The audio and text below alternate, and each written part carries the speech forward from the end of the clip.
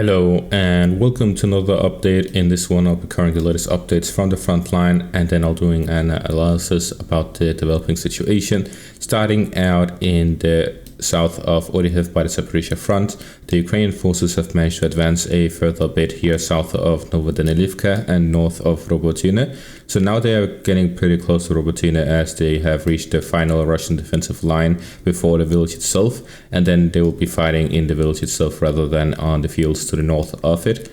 So this is very interesting as this is the most heavily fortified part of the point of contact to the north of the first line of defense of the Russian forces.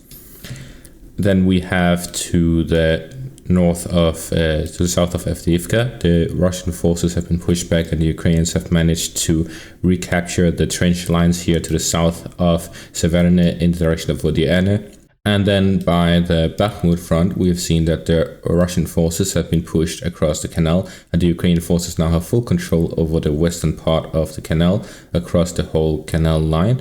And then we have this final part right here where the Ukrainians even have an beachhead across the river line, and they have also managed to hold on to the northern parts here by Ivanivsky to the west of Bakhmut itself.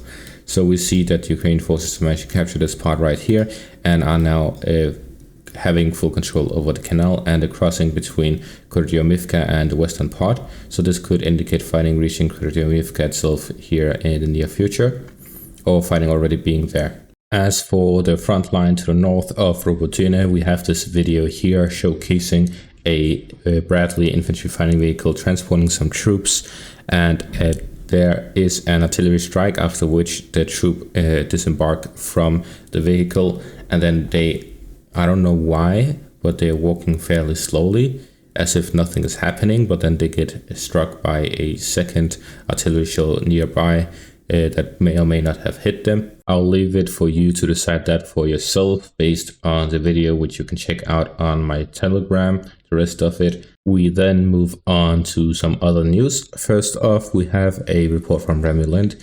He says, as for further direction of work on the Wagner front, the decision has been made and will be an unpleasant surprise.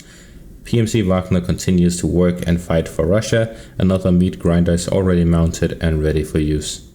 So this is very interesting. Based on the another meat grinder is already mounted and ready for use, the only thing I can tell from that is where fighting is currently happening. There are two areas where that can be considered a meat grinder. That is not Bakhmut, as he says, another. So first off is Kreminna, where there's heavy fighting here, and there seems to have been a lot of Russian advanced forces in this area, so this could have been an area that could be considered a meat grinder. And then we have the Zaporizhia front itself. The Ukrainian offensive could also be considered a meat grinder if you believe the numbers that the Russian forces are setting up about the Ukrainian losses. Then we have a different report from Ukrainian Ministry of Defense spokeswoman in the south. She says the Russians are preparing for a new massive attack and are conducting reconnaissance. So in the south, that means somewhere in this part, somewhere in the front line, I would say, because all of this I would consider the south of Ukraine. Most likely it's not across the Dnieper River. So Ukrainians are currently conducting their offensive here and in Bakhmut. And I don't think they would be conducting an offensive by Donetsk because that would be too risky. So in the end, it would be in the Kreminna-Sotove front. If the Wagner is also coming in this direction, there could be some flanking maneuvers being used. And at the same time, we have the report of the reserve army being formed by the end of June. It is currently at the end of June. There's less than a week left of June. So essentially, if the Russians are planning an offensive, it could be here in the direction of Kharkiv. According to some reports, the Wagners are actually being sent to Belarus.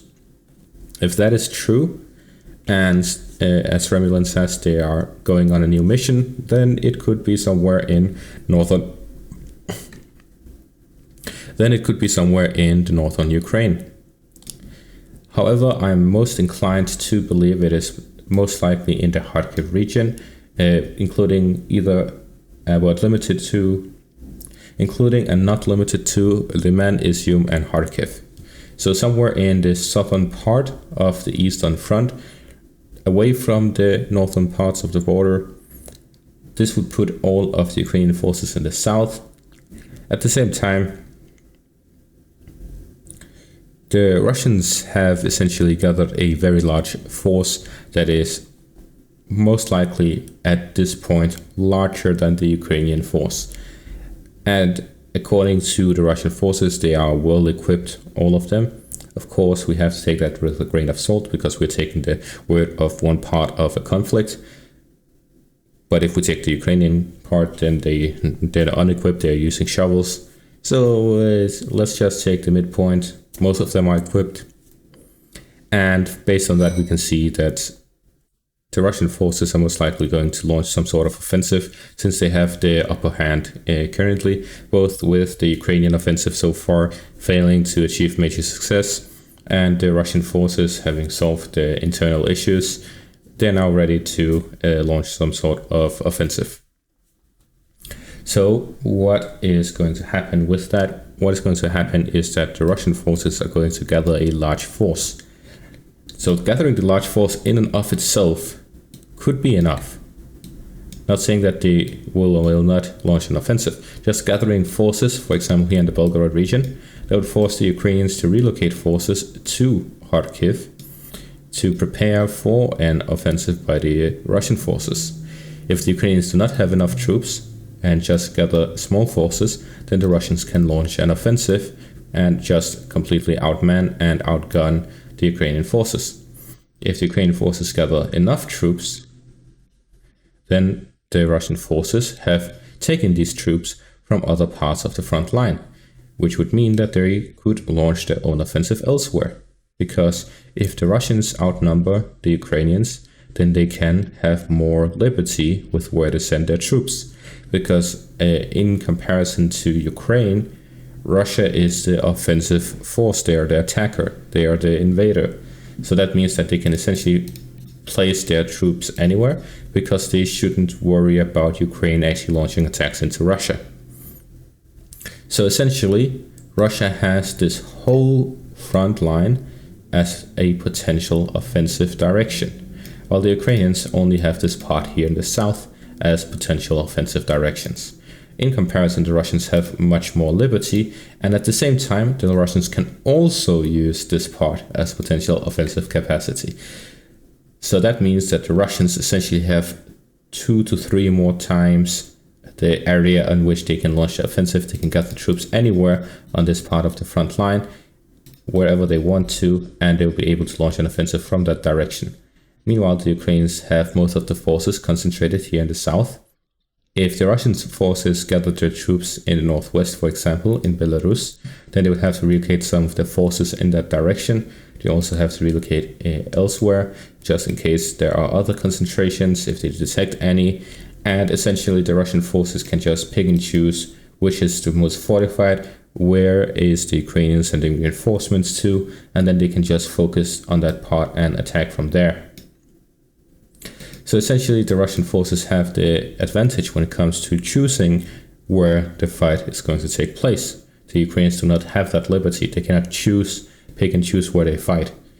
And that is going to give the Russians the advantage they need to essentially not take the Ukrainians by surprise, but at the very least pick which fight they want to take. Because if there is 4 possible attacking routes, let's say Kharkiv, the Luhansk region by Svitova Kreminna, the Donetsk region generally, and then the Zaporizhia region. If the Ukrainian forces have equal forces on all parts, then they can launch a general offensive, just attacking everywhere, and then focusing their forces on wherever the Ukrainians end up breaking at. If the Ukrainians focus in some areas more than others, like the Zaporizhia and Kherson, then the Russian forces can push through the center. So, if you get what I mean, essentially the Russians can choose, based on the information they have, their own concentration of forces, how the Ukrainians react, where the best opportunity to launch an offensive is. So they don't really need to gather the whole army in one place. They can gather parts at different places and then figure out, based on how Ukraine reacts, what they're going to do. And that is all for this update. Thank you all for watching and have a great day.